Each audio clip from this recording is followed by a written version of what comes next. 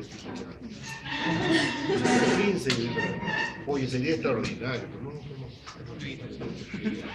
pero sería extraordinario. La verdad que te he traído a colación esto para hacerte recordar lo que hiciste ayer, no por la fórmula, que he dicho que nunca pregunten si hiciste esa fórmula, pero sí el sentido. En la vía glicolítica hay etapas extraordinarias, y una de ellas es esta primera de acá, que sí quiero que te la memorices bien, ¿ya? ¿Cómo se llama esta enzima? Exoquinasa. Apréndetelo, por favor, ¿ya? Esta enzima llamada exoquinasa es fundamental porque va a fosforilar a la glucosa apenas entra y ya no le va a permitir que esta glucosa se escape, la atrapa. Si esta glucosa, vamos a imaginar, no fuera fosforilada, se podría escapar, pero cuando es fosforilada queda atrapada. ¿Entiendes? Entonces la glucosa 6-fosfato es el punto inicial extraordinario para la vía metabólica llamada la vía glicólica. ¿Ya? Entonces la exoquinasa te la aprendes. Muy bien. Segundo, sí. Esta enzima, mira la flechita por favor, es en un solo sentido. Sí. Quiere decir que es irreversible. Termodinámicamente no es posible, que regrese. Por lo tanto, se va a necesitar otra enzima para hacer un mecanismo contrario que vamos a ver después. ¿Ya? Acá tienes la formación por una isomerasa y acá tienes una enzima, la fosfructoquinasa 1. Quisiera que la subrayes, por favor. La fosfructoquinasa 1 es la que permite que esta fructosa 6-fosfato se transforme en fructosa 1,6-difosfato. ¿Ya? Entonces ya hay dos enzimas que tengo que aprender en memoria. La primera, la exoquinasa. La segunda, la fosfofructoquinasa 1. Después va a venir varias reacciones. La aldolasa que produce un rompimiento de dos triosas, ¿no? Luego va a venir una etapa oxidativa con producción de NAD reducido. Quiere decir que en la tercera fase, ¿no? La tercera fase, la fase oxidativa, donde se va a producir NAD reducido, que es muy importante porque este NAD reducido, estos hidrógenos que están en NAD reducido tienen que entrar a la mitocondria, no se pueden quedar acá, ¿ya? Porque si esto se quedara acá, mira, si esto se quedara acá en cantidad grande, ya no habría este NAD y la glucólisis se interrumpe. Entonces, cualquier proceso que inhibe que estos hidrógenos se vayan adentro a la mitocondria, interrumpiría la glucólisis, la interrumpe. Porque ¿qué necesita la glucólisis en este paso? Que haya NAD oxidado para que se reduzca en un proceso oxidativo de gliceraldehído 3-fosfato a 1,3-bifosfolicerado. Luego viene la formación de ATP, porque ya se ganó energía acá, ¿no? Esta etapa sí la te hice conocer cuando hicimos en bioenergética, reacción exergónica y reacción endergónica. ¿Te acuerdas que esto le llamé endergónica y esto le llamé exergónica? ¿Te acuerdas? Luego viene el 3-fosfolicerato, una mutasa lo transforma en 2. Luego la forma enólica, que es la forma de gran energía. Cuando me dicen, dame ejemplos de moléculas, de compuestos de alta energía, el ATP es el que siempre recordamos. Pero también te dije, recuérdate el 1,3-fosfolicerato y recuérdate el 2-fosfolicerato. ¿Por qué? Porque el fosfoenol piruvato. ¿Por qué? Porque acá hay un enlace de gran energía. Acá hay un enlace de gran energía. Entonces, la reacción exergónica permite que se forme ATP y al final se va a quedar piruvato. Pero por favor, la primera enzima que tenía que aprenderte era la exoquinasa. La segunda, la fosfofructoquinasa 1. Y la tercera es esta, la piruvatoquinasa. ¿Ya?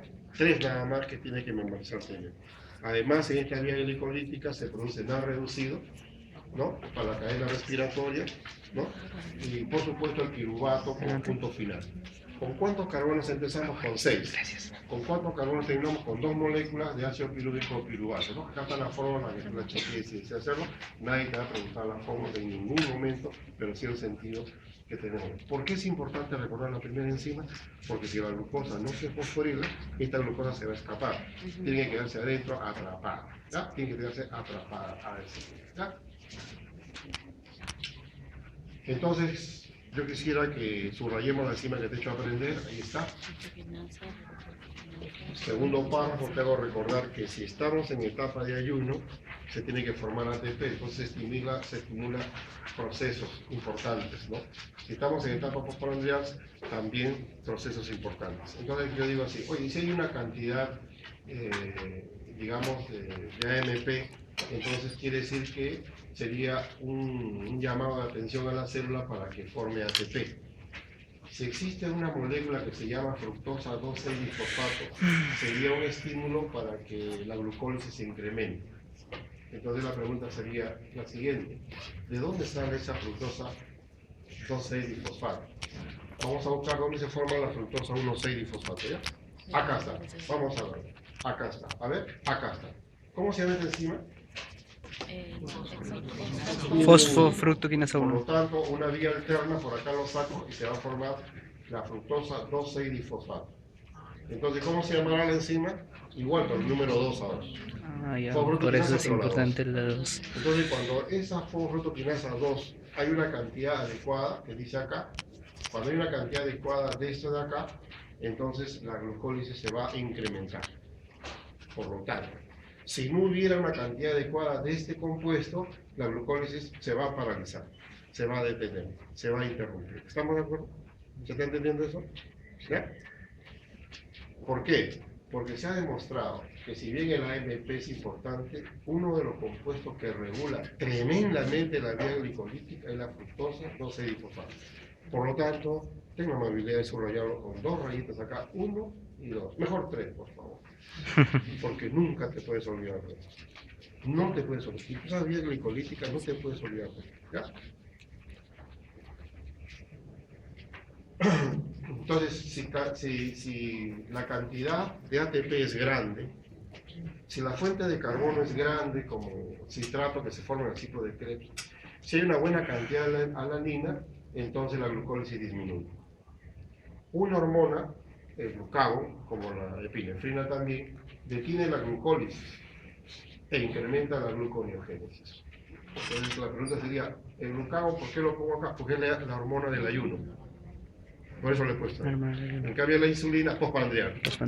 Entonces, si estamos en ayuno, yo quisiera que no te olvides de glucagón como hormona, el ayuno. Por lo tanto, se va a incrementar la gluconeogénesis. ¿Y qué cosa es la gluconeogénesis? Bien fácil. Acá está. La gluconeogénesis es el proceso por el cual, en la etapa de ayuno, se forma glucosa a partir de compuestos diferentes, como por ejemplo, piruvato. Por ejemplo, lactato. ¿No? Por ejemplo, aminoácidos que te mencioné, que le vamos a llamar aminoácidos gluconeogénicos, y ellos te van a dar glucosa, que se da en etapa de ayuno. Entonces, ¿qué hormona va a incrementar este paso? ¿Qué hormona va a incrementar este paso? El glucagón, que es la hormona del ayuno. Ya, eso es lo que quisiera que vayas remarcando en realidad. Entonces, como siempre, al hablar de enzimas, nosotros podemos hacer un gráfico. Entonces, en este eje de las ordenadas, tienen la actividad de la enzima que acabamos de conocer. Se llama la fructosa, la fosfofructoquinasa 1, la miramos, acá está. Entonces, acá tenemos la fructosa fosfato, y vamos a notar lo siguiente. Cuando está presente la fructosa 2,6-bisfosfato, mira cómo se eleva el porcentaje, el porcentaje de actividad de la enzima. Tremendo, ¿no? Si no hubiera este efector positivo, si no hubiera este modulador positivo de la enzima, mira cómo cae la actividad. Entonces, nuevamente, cuando yo hablo de la fructosa 2,6-bisfosfato, ¿me entiendes? Va a incrementar la vía glicolítica, incrementa la glucólisis. O sea, es un estímulo, ¿no? La pregunta es, ¿a quién estimula? Vamos a verlo de nuevo. A una enzima clave. ¿Cómo se llama esa enzima clave? Se llama la fosfofructoquinasa 1.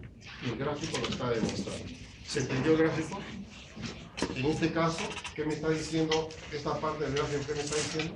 Que no hay el estímulo, no hay el efector, no hay el modulador positivo. ¿Ya?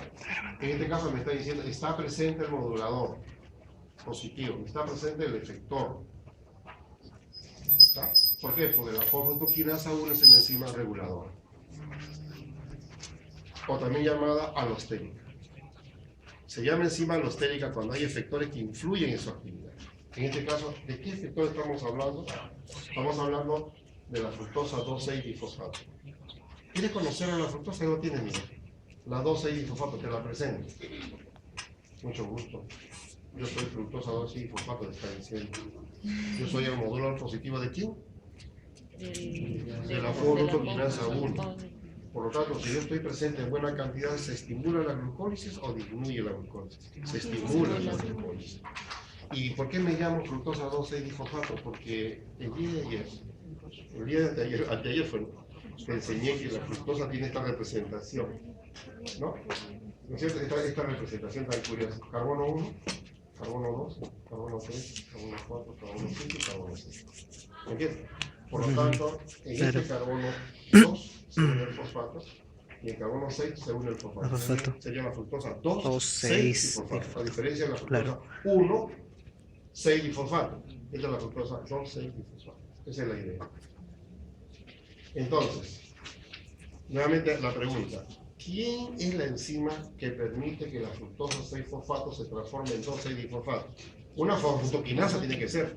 Claro, porque cuando me hicieron la clasificación de enzimas me hablaron de transferasas y me dijeron que las quinasas transfieren fosfato. Ahí está la quinasa. Entonces yo digo, acá, para que esta fructosa 6-fosfato se transforme en 2,6-difosfato, quiere decir que tiene que estar una quinasa. ¿Cómo se llama esa quinasa? La fosfofructoquinasa 2. Porque hay la 1 que transforma la fructosa 6-fosfato en fructosa 1,6-difosfato. Esta es la fructosa 2,6-difosfato. ¿No? Entonces la fuente de fosfato es ATP. La fuente de fosfato es ATP. Bueno, ¿qué querrá decir esta enzima? Una fosfatasa, la que va a sacar el fosfato. Entonces, la fosfatasa lo va a sacar y la quinasa lo va a poner. ¿Ya? Entonces, ¿cuál me conviene más para la vía glicolítica? Que se produzca la fructosa. O sea, esta flechita me conviene para la vía glicolítica. ¿Cuál me conviene para detener la glucólisis? Quiero que se detenga. Entonces me interesa esta flechita de acá. ¿Me entienden? Entonces, o sea, que pierda fosfato. Si pierde fosfato, entonces nosotros vamos a estar hasta este nivel y ya no se va a estimular la glucólisis. O sea, para que no haya glucólisis, en conclusión, yo tengo que desaparecer esto. Para que haya glucólisis, tengo que desaparecer. Para que haya glucólisis, tengo que producir esto constantemente. Mi vía glicolítica está incrementada. La fructosa 2,6-difosfato hay una buena cantidad. Mi vía glicolítica se está deteniendo. La fructosa 2,6-difosfato está siendo desdoblada a fructosa 6-fosfato y por lo tanto se está disminuyendo la cantidad de este efector modulador positivo, ¿no? Estábamos mencionando de la fosfofructoquinasa. 1. A ver, entendamos esto.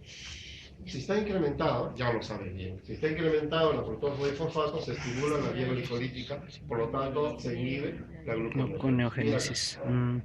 Si disminuye la fructosa Todo lo contrario. fosfato, se inhibe la glucólisis y se estimula la gluconeogénesis. ¿Ya?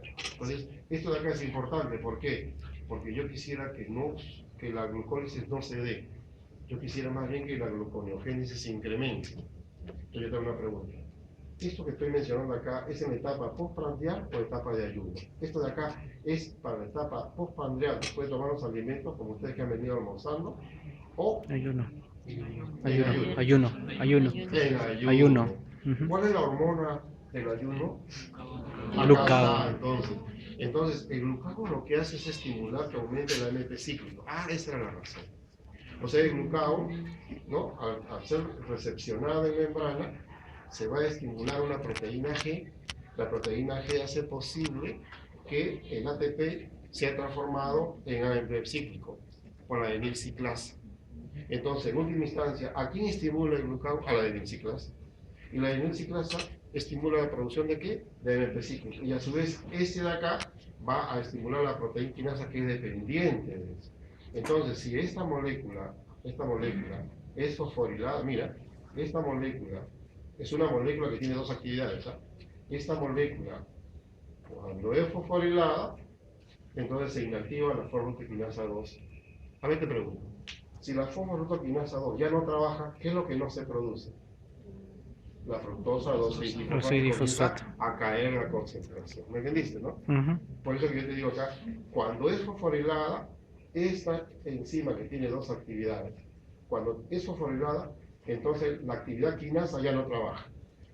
La actividad fosfatasa está trabajando. La quinasa ya no trabaja. La fosfatasa está trabajando. Como ya te confundiste, regresamos. La quinasa está trabajando. ¿Entiendes? Entonces, cuando nosotros decimos acá, ¿qué importancia tiene el glucagón? Ahora sí razona, por favor, tú solito. El glucado es una hormona producida por las células Alfa. ya está. Ese glucado se produce en etapa de ayuno. Etapa de ayuno. El glucado va a las células y hay un receptor, Sí. ¿no es cierto?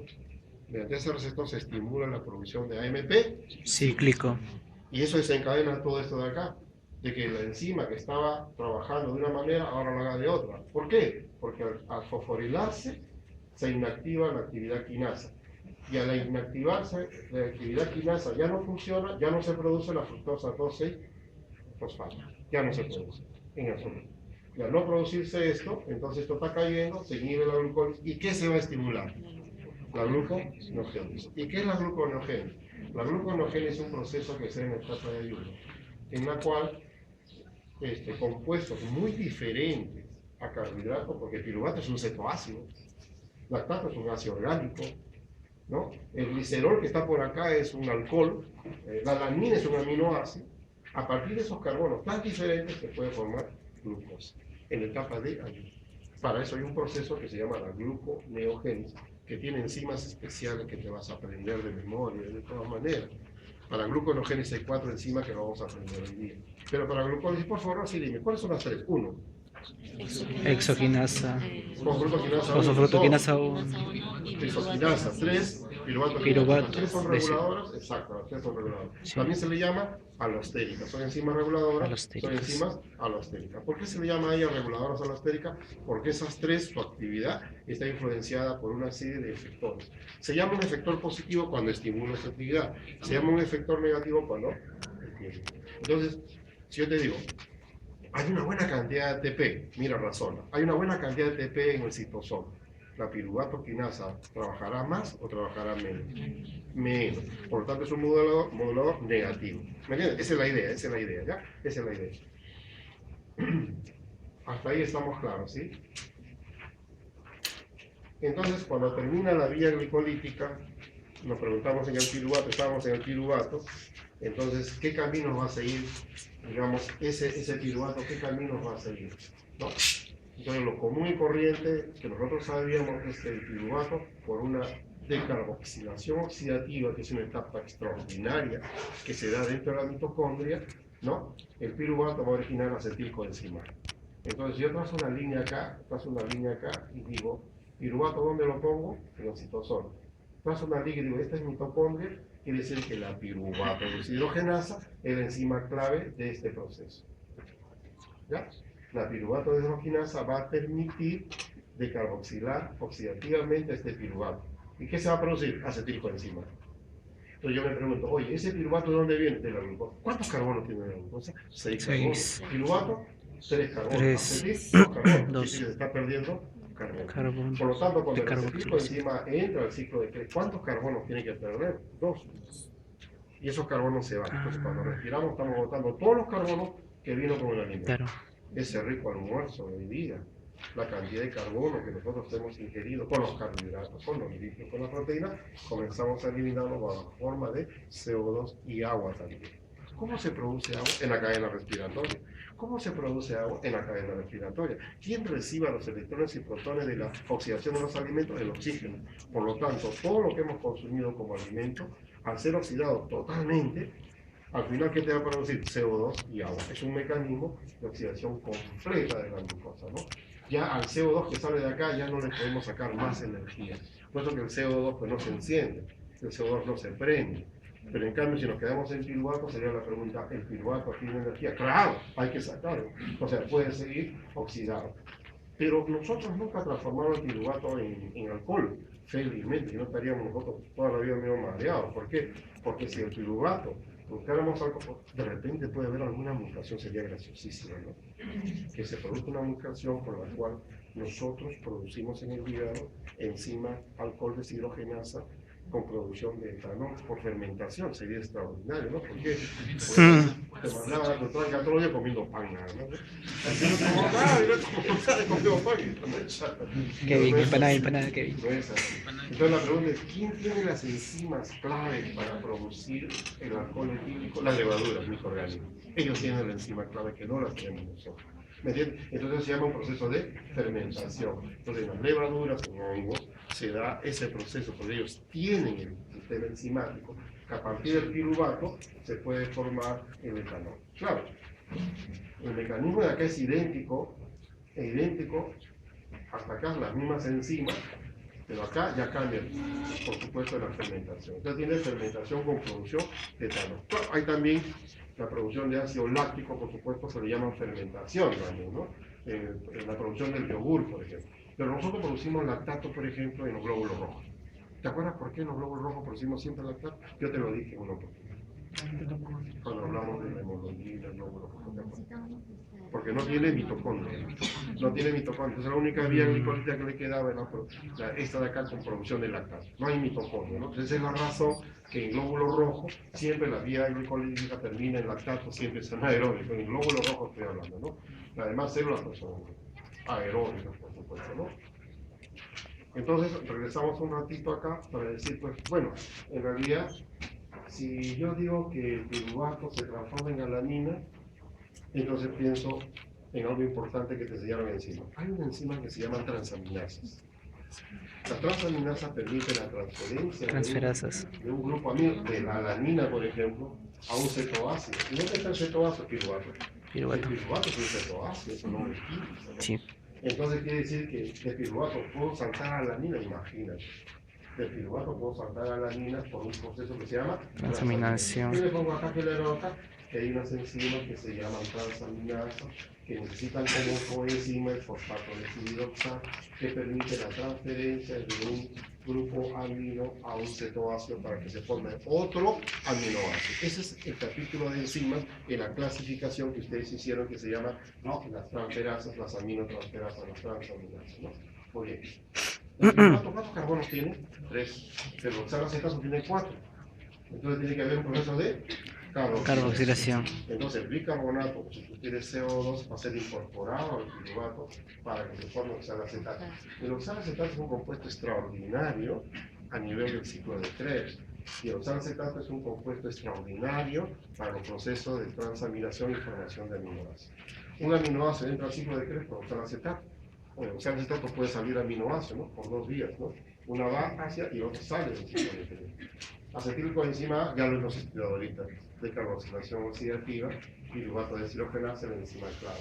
Lactato acabamos de ver, si el piruvato se reduce, se produce lactato. Pero ¿por qué se reduce el piruvato?